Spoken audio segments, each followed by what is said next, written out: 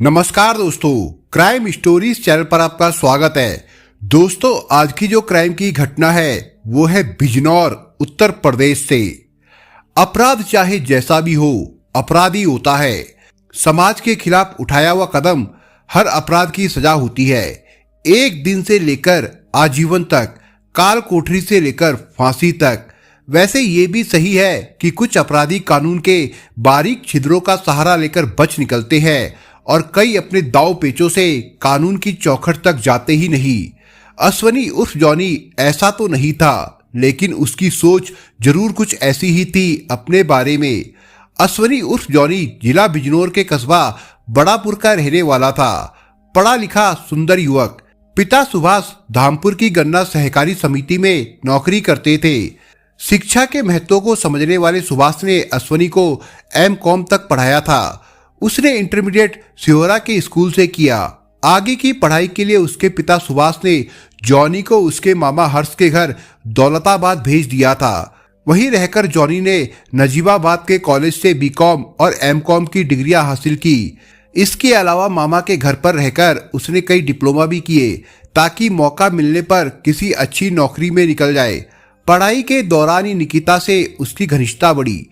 निकिता दौलताबाद की रहने वाली थी, मतलब उसके मामा के गांव की। जॉनी और निकिता की निकटता कई सालों तक बनी रही। बाद में ये बात भी सामने आई कि जॉनी ने निकिता को प्रपोज किया था, लेकिन उसने मना कर दिया था। करीब 4-5 साल पहले की बात है। जब जॉनी को कोई अच्छी नौकरी नहीं मिली तो वो दिल्ली से सटी औद्योगिक नगरी नोएडा चला गया था। वहां उसे एक बिल्डर के यहाँ नौकरी मिल गई। अगले 4 साल उसने नोएडा में ही गुजारे। बीच बीच में घर भी चला जाता था। इस बीच निकिता को एयर होस्टेस की नौकरी मिल गई थी और वो दुबई चली गई। कहते हैं जॉनी और निकिता की फोन पर बराबर बातें होती थी। अश्वनी उर्फ जॉनी दादा बीच बीच में बड़ापुर स्थित अपने घर आता रहता था। करीब 1.5 साल पहले अश्वनी जब घर आया हुआ था तो उसके साथ एक बड़ा पंगा हो गया था। दरअसल बड़ापुर के ही मोहल्ला नोमी में भाजपा नेता भीमसेन का घर था। नेता होने के नाते भीमसेन के इलाके में तो दबंगई तो चलती ही थी, पुलिस विभाग में भी अच्छी पैठ थी। भीमसेन के बेटे राहुल ने एक अनुसूचित जाति की लड़की से प्रेम विवाह किया था। जॉनी और राहुल हम उम्र थे, साथ साथ उठने बैठने और खाने पीने वाले। जॉनी कभी कभी मजाक में राहुल की शादी को लेकर कमेंट कर देता था, जो गलत था। ये बात राहुल को बुरी लगती थी। इसी बात को लेकर एक दिन दोनों में झगड़ा हो गया। बात बढ़ी तो राहुल और उसका चचेरा भाई कृष्णा जॉनी से उलझ गए। दोनों ओर से मारपीट हुई। एक तरफ 2 भाई थे, दूसरी तरफ अकेला जॉनी। इसके बावजूद जॉनी दोनों पर भारी पड़ा तो भीमसेन के परिवार के लोग भी झगड़े में कूद पड़े और अश्वनी को नंगा करके पिटाई कर दी। बात थाने तक गई। पुलिस ने रिपोर्ट दर्ज न करके दोनों पार्टियों को थाने बुलाया। यहाँ भीमसेन की नेतागिरी काम आई। पुलिस ने नेताजी के साथ आए लोगों, उनके बेटे राहुल और भतीजे कृष्णा को सम्मान पूर्वक कुर्सियों पर बैठाया, जबकि अश्वनी को न केवल फर्श पर बैठाया बल्कि 2-4 पुलिसिया हाथ भी जमाए गए। बातचीत के बाद पुलिस ने दोनों पार्टियों का लिखित समझौता करा दिया।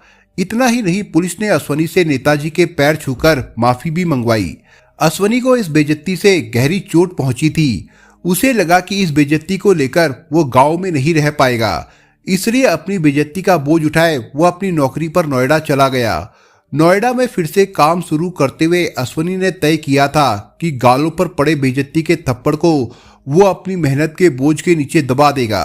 अश्वनी कॉलेज टाइम से ही निकिता से प्यार करता था। हो सकता है ये उसका एक तरफा प्यार रहा हो, लेकिन ये भी सच है कि उसकी उम्मीद टूटी नहीं थी। वजह यह थी कि निकिता उससे बराबर बात करती थी। दोनों की बातचीत तब भी चलती रही जब वो एयर होस्टेस बनकर दुबई चली गई। अश्वनी को अपनी माँ से बहुत प्यार था। वो माँ की हर बात मानता था। इसी साल जून में जब अश्वनी की माँ का निधन हो गया तो उसे गांव आना पड़ा। माँ की मृत्यु के बाद अश्वनी को लगने लगा था कि वो अनाथ हो गया है। यही वजह थी कि घर में उसका मन नहीं लगता था। कभी वो कस्बा सिहोरा चला जाता तो कभी नजीबाबाद और कभी नगीना, या फिर वो गांव के हम उम्र लड़कों के साथ उठता बैठता। इस बीच उसने राहुल और कृष्णा से भी दोस्ती गांठ ली थी, जिनकी वजह से उसकी बेइज्जती हुई थी और वो गांव छोड़कर नोएडा चला गया था। अश्वनी को जब भी राहुल और कृष्णा मिलते तो वो उनसे घुल मिलकर बातें करता, उन्हें नोएडा और दिल्ली की कहानियां सुनाता। अश्वनी को घर आए 3 महीने हो गए थे। इस बीच उसने निकिता को कई बार फोन किया, लेकिन उसने फोन नहीं उठाया। उसकी जानकारी रखने के लिए अश्वनी ने उसी गांव की एक लड़की को बहन बना रखा था। जब निकिता ने बात नहीं की तो अश्वनी ने अपनी बहन से उसके बारे में पूछताछ की। पता चला कि वो कई महीने पहले दुबई से लौट आई है। उसे ये भी जानकारी मिली कि निकिता की शादी मुरादाबाद के एक लड़के से तय हो गई है। इस जानकारी से अश्वनी के दिल को गहरी चोट लगी। उसने मन ही मन फैसला किया कि निकिता की शादी से पहले उससे एक बार मिलेगा। 26 सितंबर 2019 को अश्वनी और कृष्णा की मुलाकात हुई तो उसने कृष्णा से कहा, मैं पुरानी बातें भूल चुका हूँ, तुम भी भूल जाओ। शाम को पीने पिलाने की महफिल जमाते हैं, राहुल को भी बुला लो। पार्टी होगी कहाँ? कृष्णा ने पूछा तो अश्वनी बोला, उसकी जिम्मेदारी मुझ पर छोड़ दो। खाने पीने और जगह का इंतजाम मैं खुद कर लूंगा, बस तुम लोग पहुंच जाना। जगह के बारे में मैं फोन करके बता दूंगा।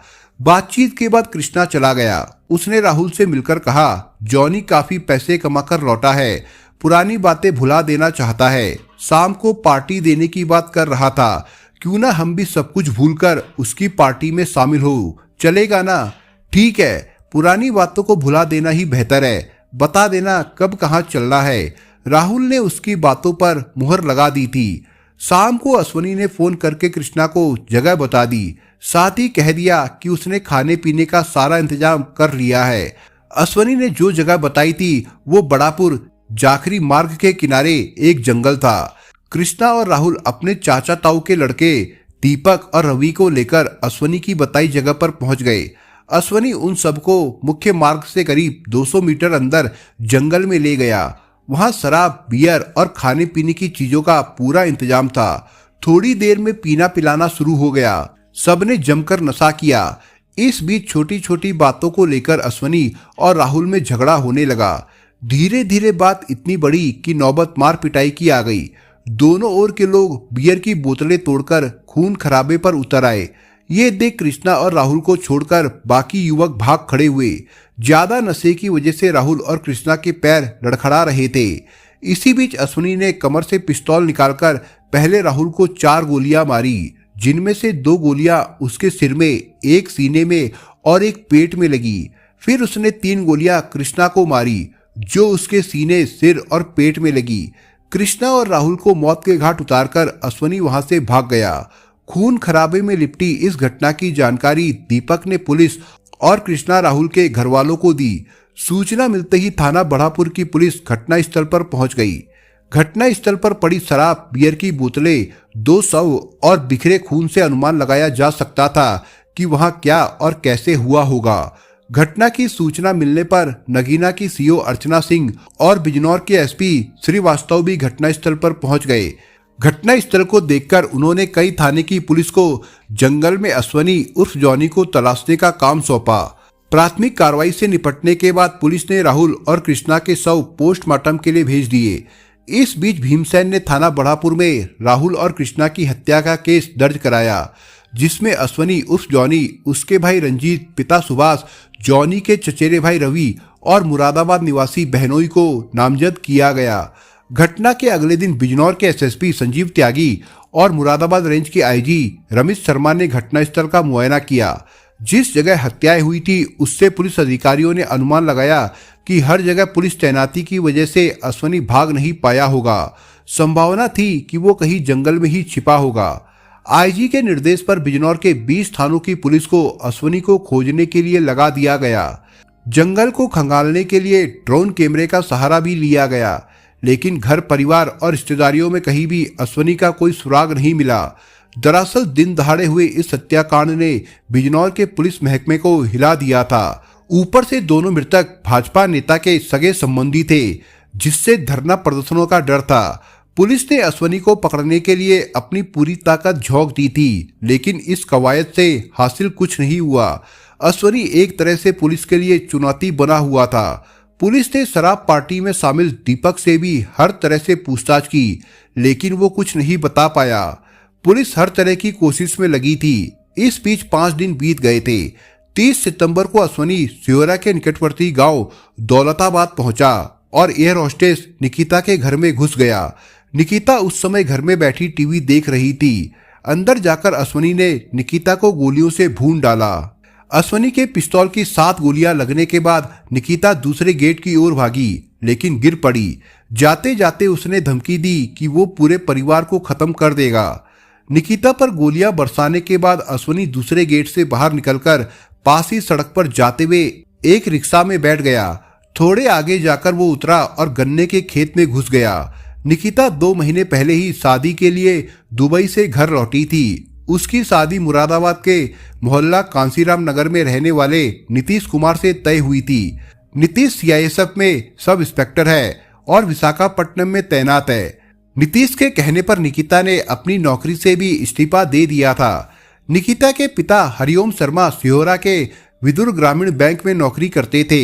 घर वालों ने इस घटना की सूचना हरिओम शर्मा को दी। शर्मा जी की बैंक के पास ही थाना था। उन्होंने थाने जाकर ये बात थाना प्रभारी उदय प्रताप को बताई। उदय प्रताप उसी समय पुलिस टीम के साथ दौलताबाद के लिए रवाना हो गए। बुरी तरह घायल निकिता को सिहोरा के एक प्राइवेट डॉक्टर को दिखाया गया। उस डॉक्टर ने निकिता को तुरंत बड़े अस्पताल ले जाने की राय दी। इसके बाद उसे मुरादाबाद के मशहूर अस्पताल कॉस्मोस ले जाया गया। भर्ती होने के बाद अस्पताल के मशहूर डॉक्टर अनुराग अग्रवाल ने निकिता का इलाज शुरू किया। उसे 7 गोलियां लगी थी, जिनमें गले में फंसी एक गोली घातक थी। बहरहाल डॉक्टर के तमाम प्रयासों के बावजूद रात 9 बजे निकिता ने दम तोड़ दिया। दूसरी ओर पुलिस ने रिक्शा के ड्राइवर द्वारा बताए गए गन्ने के खेत के साथ साथ आसपास के सभी गन्ने के खेतों में कॉबिंग की, लेकिन अश्वनी का कोई पता नहीं चला। उसी दिन आईजी रमित शर्मा ने अश्वनी उर्फ जॉनी को पकड़ने या पकड़वाने पर 50,000 रुपए का इनाम घोषित कर दिया। पुलिस ने आसपास के शहरों के बस अड्डों, रेलवे स्टेशनों के अलावा अन्य तमाम जगहों के सीसीटीवी कैमरे की फुटेज देखी, लेकिन नतीजा कुछ नहीं निकला। जब 2 दिन और बीत गए तो अश्वनी पर इनाम राशि 50,000 से बढ़ाकर 1 लाख रुपए कर दी गई। इसके बाद पुलिस ने जॉनी से जुड़ी छोटी से छोटी जानकारियां जुटानी शुरू कर दी। उसके फोन की लोकेशन का पता लगाने की कोशिश की गई, लेकिन उसका फोन 26 सितंबर से ही बंद था। जब पुलिस की सभी कोशिशें बेकार गई तो बिजनौर के एसएसपी संजीव त्यागी ने जिले के सभी पुलिस अफसरों के साथ मीटिंग की, जिसमें तय हुआ कि बस अड्डों, रेलवे स्टेशनों और ऑटो रिक्शा, ई रिक्शा के अड्डों पर विशेष रूप से नजर रखी जाए। इस अभियान में संजीव त्यागी खुद भी शामिल हुए। 3 अक्टूबर को किसी मुखबिर ने पुलिस को सूचना दी कि अश्वनी उर्फ जॉनी को नगीना के तुलाराम हलवाई की दुकान पर रसगुल्ले खाते देखा गया है। तुलाराम के रसगुल्ले जिला भर में मशहूर है। सूचना मिलते ही पुलिस चौराहे के पास स्थित तुलाराम की दुकान पर पहुंच गई, लेकिन तब तक जॉनी वहां से जा चुका था। पूछताछ में पता चला कि जॉनी ने वहां बैठकर 8 रसगुल्ले खाए थे। बाद में वो बराबर में स्थित मोहन रेस्टोरेंट में भी गया था, जहां वो काफी देर तक बैठा रहा। पुलिस ने रात में ही तुलाराम हलवाई की दुकान के आसपास के सभी सीसीटीवी कैमरों की फुटेज देखी। इससे ये जानकारी मिली कि चौराहे से जॉनी हरिद्वार जाने वाली बस में सवार हुआ था। पुलिस ने हरिद्वार वाली बस को रुकवाकर चेक किया, साथ ही पूरे नगीना को भी छान मारा, लेकिन अश्वनी का कोई सुराग नहीं मिला। वो एक बार फिर पुलिस को चकमा दे गया था। अश्वनी को पकड़ने के लिए बिजनौर पुलिस जो भी कर सकती थी उसने किया, फिर भी रही खाली हाथी। 5-6 अक्टूबर की रात को बड़ापुर के थाना प्रभारी सक्सेना ने बड़ापुर की ओर आने वाले वाहनों की चेकिंग के लिए बैरिकेड लगा रखे थे। रात करीब 12 बजे पुलिस ने दिल्ली से आ रही एक बस को रोका। ड्राइवर ने बस सड़क किनारे लगा दी। बस में करीब 1 दर्जन यात्री थे। सक्सेना ने 2 सिपाहियों मोनू यादव और बादल पवार से बस की चेकिंग करने को कहा। चेकिंग के दौरान यात्री अलर्ट होकर बैठ गए। कंडक्टर के आगे वाली सीट पर एक व्यक्ति मुंह पर कपड़ा लपेटे बैठा था। बस के किसी यात्री, यहां तक कि पुलिस ने भी नहीं सोचा था कि वो 1 लाख का इनामी अश्वनी उर्फ जॉनी हो सकता है। मुंह पर कपड़ा लपेटे बैठा युवक नींद में था। नींद में उसका सिर एक ओर झुका हुआ था। सिपाही मोनू और बादल ने उसके कंधे पर हाथ रखकर मुंह से कपड़ा हटाया तो वो चौंक कर जागा। वो अश्वनी ही था। सामने पुलिस को देखकर अश्वनी को लगा कि उसका खेल खत्म हो गया है। उसने बिना देर किए कमर से पिस्तौल निकाली और अपनी कनपट्टी पर सटाकर टिगर दबा दिया। एक धमाके के साथ खून का फुवारा छूटा और वो एक और को लुढ़क गया। पुलिस वाले समझ गए कि वो अश्वनी उर्फ जॉनी ही था। आंखों के सामने एक युवक को गलत कदम उठाते देखकर बस के पूरे यात्री सन्न थे। वैसे असलियत ये थी कि अगर अश्वनी के चेहरे पर कपड़ा ना होता तो निस्संदेह पुलिस वाले उसे पहचान ही नहीं पाते। वजह ये कि वो पिछले 10 दिनों से छिपता छिपाता घूम रहा था। ना खाना पीना और ना आराम, नहाना धोना तो दूर की बात थी। बहरहाल बस खाली कराकर पुलिस ने कंडक्टर से पूछताछ की। उसने बताया कि जॉनी नगीना रेलवे फाटक पर पेट्रोल पंप चौराहे से बस में सवार हुआ था। वो कंडक्टर से आगे वाली सीट पर बैठ गया था। उसके पास केवल एक छोटा सा बैग था। कंडक्टर से टिकट लेते समय उसने कहा था कि उसे बड़ापुर से पहले उतरना है। इस पर कंडक्टर ने कहा, जहां उतरना हो उतर जाना, लेकिन टिकट बड़ापुर का ही लगेगा। कंडक्टर से टिकट लेने के बाद उसने मुंह पर सफेद कपड़ा लपेट लिया था। पुलिस ने जॉनी की शव की तलाशी ली तो उसके पास यूएस मेड पिस्तौल के अलावा एक बैग मिला। उसके बैग में जैकेट व एक जोड़ी कपड़े थे। साथ ही सैमसंग का मोबाइल, 67 रुपए, 16 कारतूस, आधार कार्ड, पैन कार्ड और इनकम टैक्स का एक सर्टिफिकेट भी बैग में मिला। दरअसल जॉनी कहीं से पिस्तौल हासिल करके अकेला ही अपने दुश्मनों को खत्म करने निकला था, लेकिन उसके सामने 2 दिन में ही कई समस्याएं आ खड़ी हुई थी। ना उसके पास खाना खाने का पैसा था और ना सोने छिपने की जगह। किसी से उसे सहायता भी नहीं मिल पा रही थी। 26 सितंबर के बाद से उसने अपना मोबाइल फोन भी इस्तेमाल नहीं किया था। कह सकते हैं कि वो किसी के संपर्क में भी नहीं था। बहरहाल जॉनी की मौत के बाद पुलिस ने चैन की सांस ली। ये रहस्य ही रहा कि जॉनी ने अपनी बेइज्जती के मामले को इतनी लंबी अवधि तक क्यों पाले रखा। जाहिर है जरूर कोई ऐसी बात रही होगी जो उसके दिल में कांटे की तरह नहीं चुभी, बल्कि छुरी बनकर दिल में उतरी होगी, वरना जॉनी इतना बड़ा खूनी खेल नहीं खेलता। जो भी हो, जॉनी ने 3 कत्ल किए थे। पकड़ा जाता तो निस्संदेह या तो उसकी पूरी जिंदगी जेल में बीतती या फिर उसके गले में फांसी का फंदा पड़ता। लगता है कि इसी बात को जॉनी अच्छी तरह से समझता था और उसने अपनी मौत की राह पहले से ही तय कर ली थी।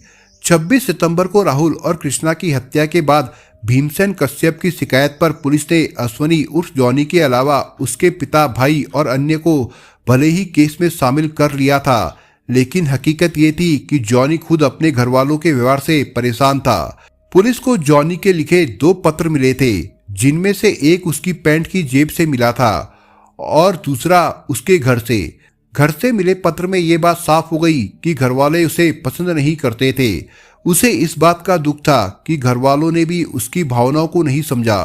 घर से मिले पत्र में जॉनी ने लिखा, मेरी बहन को एक युवक ने छेड़ा तो मैंने उसे सबक सिखाया। डांस करते हुए बहन की वीडियो बना ली गई तो मैं वीडियो बनाने वाले से भिड़ गया। बहन की शादी में जो बाइक दी गई वो मैंने अपने पैसों से अपने नाम से खरीदी थी। बहन ने दूसरी जगह शादी की तब भी मैंने पूरी तरह से उसका साथ दिया। इसके बावजूद बहन ने मुझे गलत ठहराया। इस पत्र में जॉनी ने और भी कई मामलों का जिक्र करते हुए घर वालों के गिले शिकवों का जिक्र किया था, जबकि वो शुरू से ही उनकी मदद करता आया था।